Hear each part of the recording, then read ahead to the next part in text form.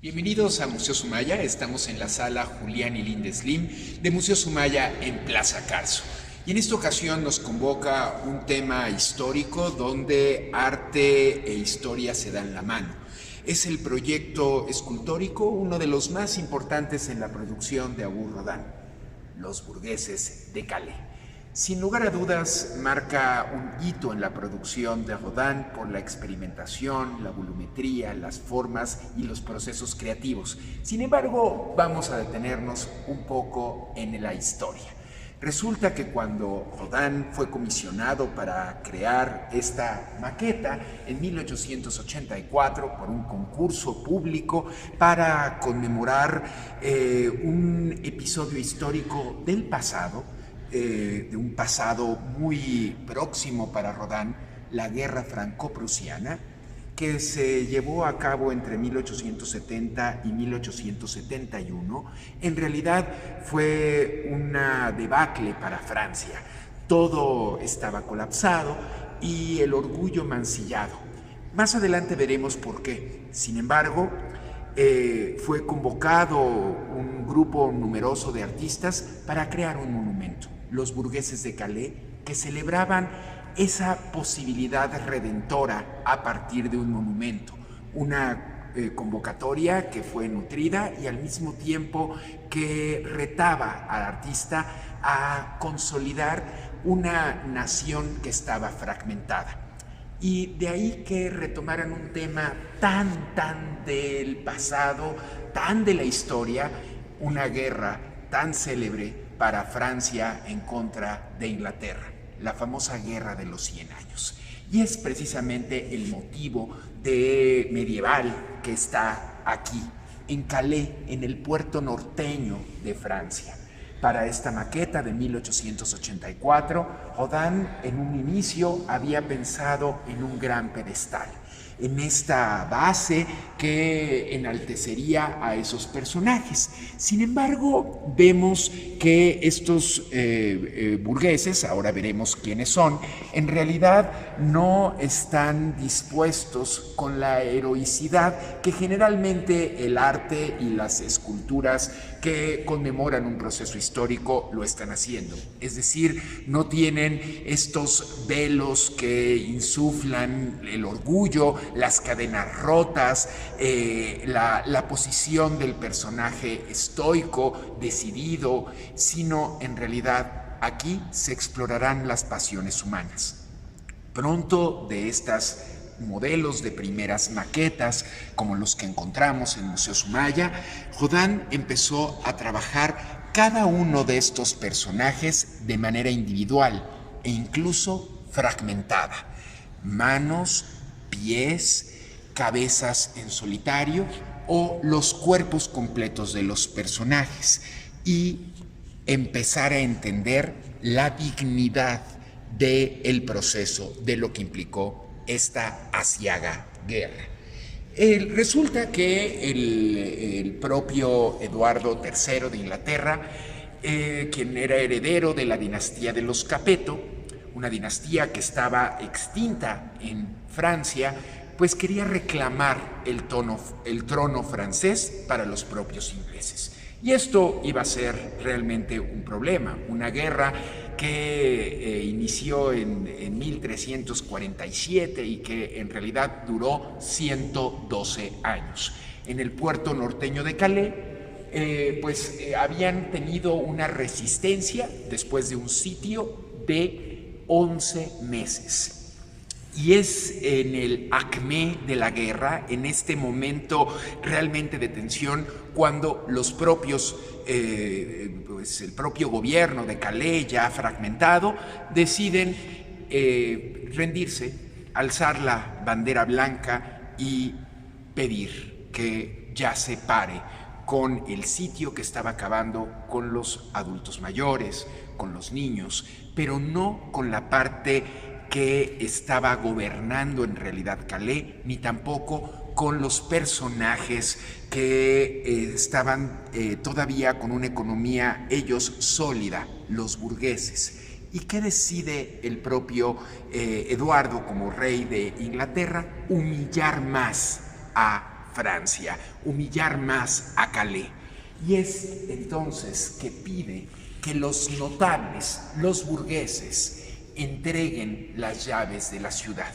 Por supuesto no era una situación fácil, porque los burgueses no estaban en ese momento vulnerados, pero por la propia decisión, unos resolutivamente lo hicieron con dignidad. El primero y el mayor de ellos fue Eustache de Saint-Pierre. Vemos al personaje y vean cómo trabaja la musculatura. Cuando nos acercamos entendemos que no es anatómicamente correcto el tratamiento del torso de este personaje, pero vemos que el pie, a pesar de que está anclado a la tierra, ya tiene cierta movilidad en la resolución de dar el siguiente paso. Fueron múltiples los ejercicios escultóricos que convocó Rodin y a todo su taller para crear esta movilidad. Si nosotros vamos subiendo por la pantorrilla y vemos cómo va creando esta tensión, vemos las arrugas incluso marcadas hacia los glúteos y cómo la propia espalda, la propia columna vertebral pareciera la huella del propio artista marcada para dar mayor dramatismo a esta resolución de Eustache de Saint-Pierre.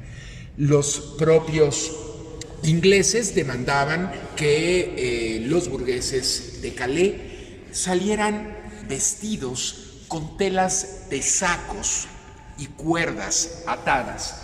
Y vemos aquí precisamente en Jean de Eyre esta resolución rodiniana para poder establecer el propio trabajo del drapeado de esta tela burda de un saco, quizá de patatas, y la soga.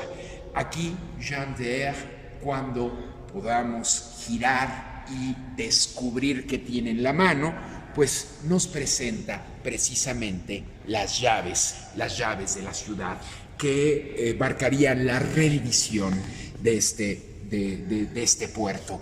Una rendición nada sencilla porque sabían los propios burgueses que iban al cadalso, iban a entregar su vida por su pueblo. Y por supuesto que estas emociones y contradicciones humanas son las que va a explorar Rodin para entender la naturaleza del verdadero héroe. El héroe no es este superhéroe que actualmente está de moda en películas a través de los cómicos, las historietas. No es el héroe que lo puede todo y que vence al mundo prácticamente con cierta facilidad y poderes sobrenaturales. El verdadero héroe es el que conoce su vulnerabilidad, conoce su debilidad, conoce su fragilidad interior.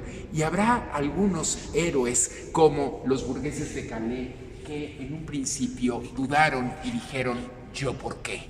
Para este personaje, antes de descubrir su identidad, me gustaría que poco a poco nos acercáramos y pudiéramos entender la mirada de este personaje, el gesto también de su mano interrogatorio, y él es Jean Defiant. Jean Defiant, pues era un hombre que hacia 1885-1886 Francia no conocía y no estaba en los anales medievales para conocer la Guerra de los 100 años. Fue el propio Rodin quien viajó a Londres, conoció los archivos históricos de la Biblioteca de París para poder desentrañar y completar la identidad de estos 6 burgueses, entre ellos Jean Defiant. Resulta que el modelo de Jean Defiant será el propio hijo no reconocido de Rodin con su compañera de muy largo tiempo, Rose Bouret. Y este personaje, Auguste, compartía el nombre con su papá, aunque él no lo reconoció nunca.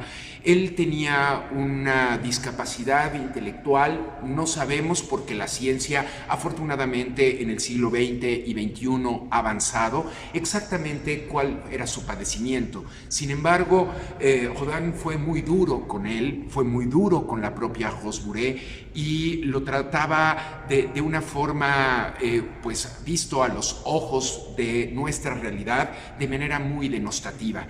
Vean la el rasgo de la boca entreabierta, un tanto desamparada, la mirada hundida, porque prácticamente no es que esté trabajando los ojos el artista, sino simplemente atravesando la materia y quedándonos con un hueco, con la desolación, el vacío. ¿Por qué yo daría mi vida por mi país, por mi pueblo, si yo no estoy en realidad vulnerado? Es lo que piensa en esta sensación Jean Defiant a través de la plástica escultórica de Auguste Rodin.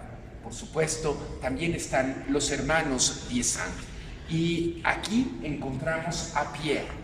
Vean cómo trabajó el propio Rodin la cabeza colosal de Pierre de Vincent.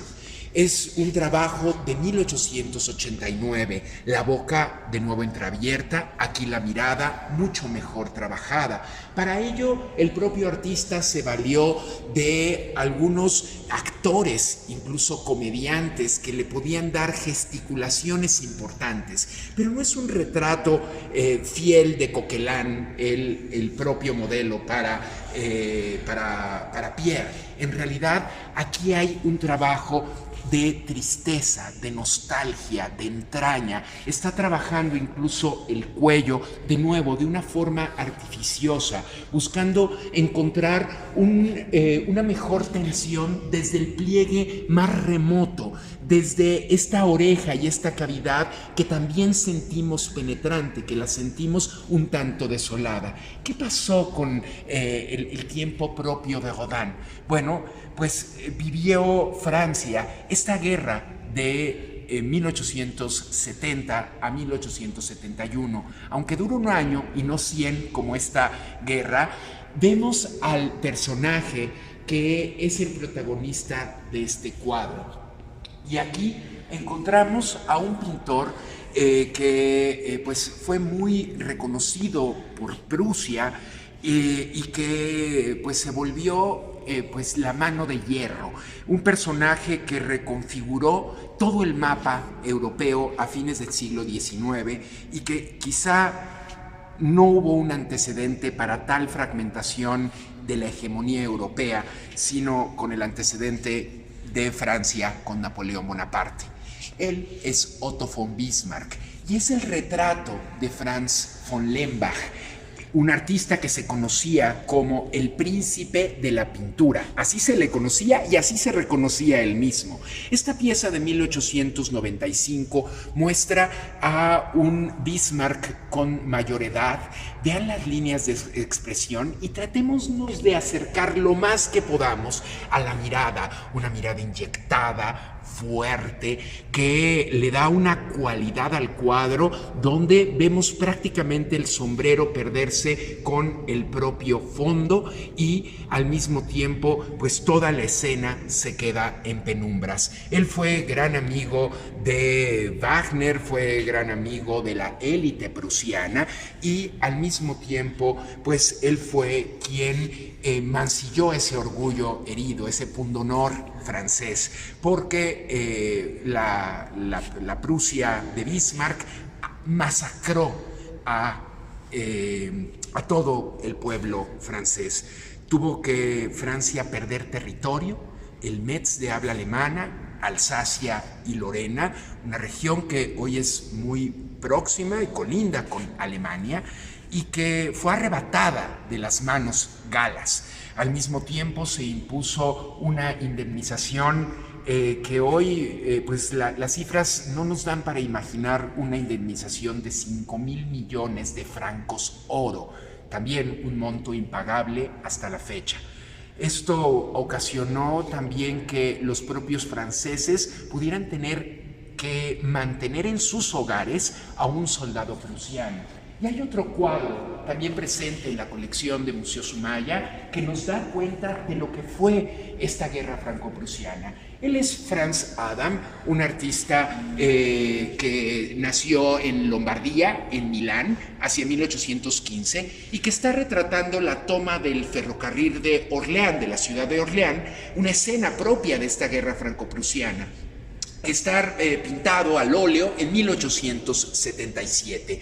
Y vemos el asalto al tren, vemos también la catedral, cómo hay cierto humo, y el personaje protagónico, quien nos presenta la escena, este soldado arrodillado, vencido, implorando que se acabe la masacre de la guerra.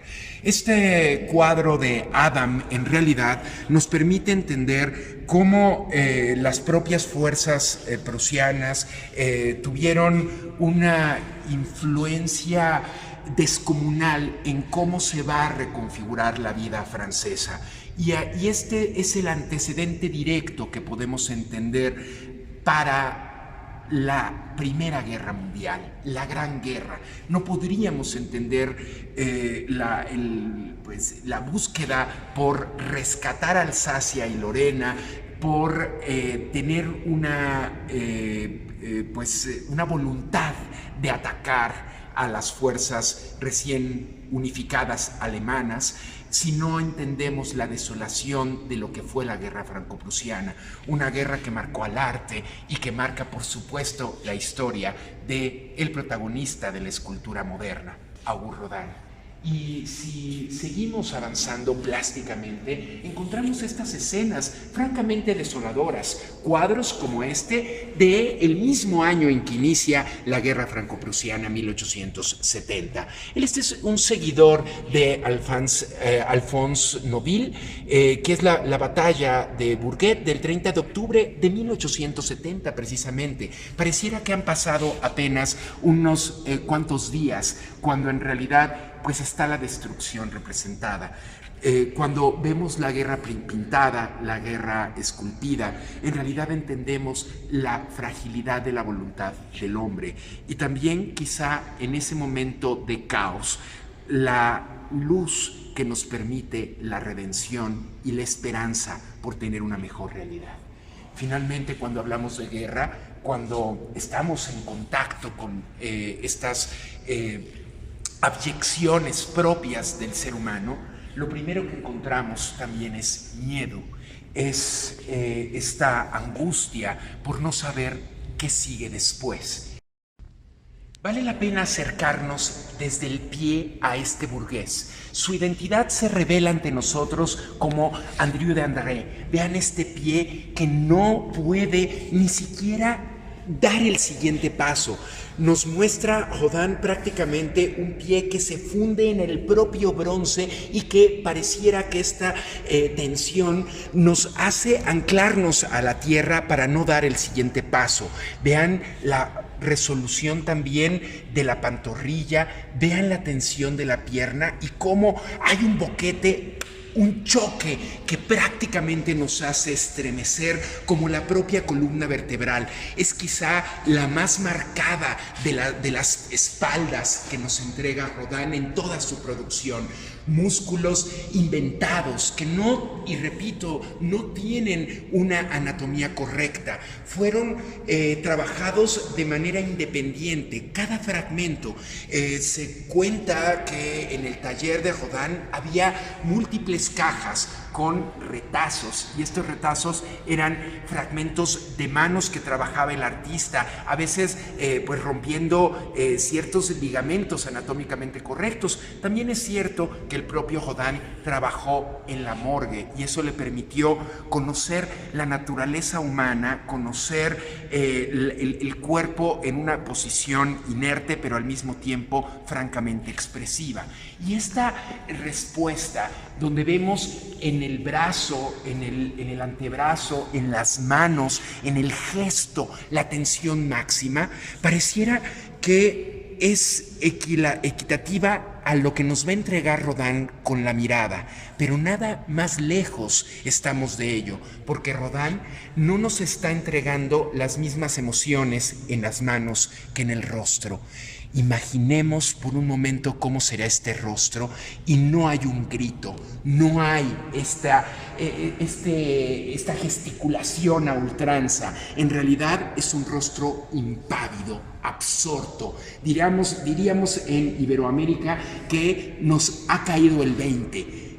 Por mi vida, cuando yo le entregue, voy a poder redimir a mi pueblo? La respuesta es sí. Entonces sí voy directamente y convencido a dar mi vida por mi patria.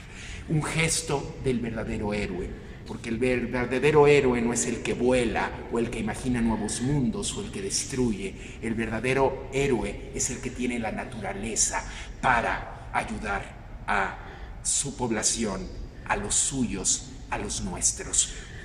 Es la guerra, es el tiempo complejo el que nos da esperanza. Es de pronto el sinsentido, la capacidad que tiene el hombre para imaginar, o el ser humano, hombres, mujeres, para imaginar una mejor situación. Con el pasaje de la Guerra de los 100 años, viviendo intensamente Francia, esta guerra franco-prusiana, nos entrega Rodin uno de los máximos episodios de la historia del arte, donde la guerra, lejos de ser destrucción plena, es poder creativo, y donde la naturaleza humana del espectador, por más que hayan pasado más de 100 años, en realidad nos compromete con nuestro mejor mundo, con nuestra mejor realidad, con imaginarla, reconfigurarla y, por supuesto, reconocer a nuestros verdaderos héroes. Nos vemos muy pronto desde Museo Sumaya. Hagamos comunidad.